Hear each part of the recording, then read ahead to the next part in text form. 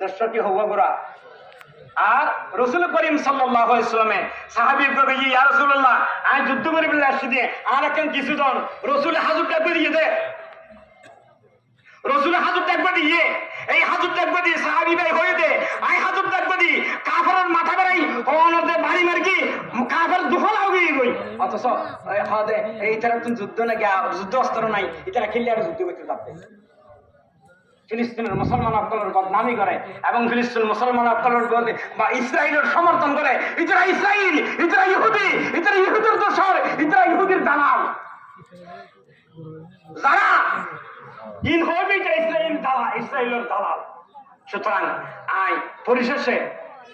পরিশেষে অনরার প্রতি অনুরোধ জানাই আইয়ুন আরা বলজনে দাঁড়ি না ফেলাই মুস্তাহাব মানুষ কারণ গুণা অহংকরণ একদিন শোয়া কিন্তু সদর নামাজ পড়ানো একবাসম নয় ওখানে নামাজ পড়ানো জামাতে আইতে পারো না একবাসম নয় জোর না দূরে আজ এত বলছেন শুধু করে উস্তাদ নামা ঘোড়ার টাকা থাকিব দে জোর না শুনতে যাবে হইতে না পারিব সুতরাং এই কোরবানির দাম নাই মূল্য নাই আল্লাহ রাব্বুল আলামিন আরারে ارشاد ফরমাইলেন ফাসাল্লি লিরাব্বিকা ওয়ানহার আগে নামাজ সব খাস পাক আগে নামাজ তারপর কোরবানি শুধু পশু কোরবানি নয় সময়ের কোরবানিও আছে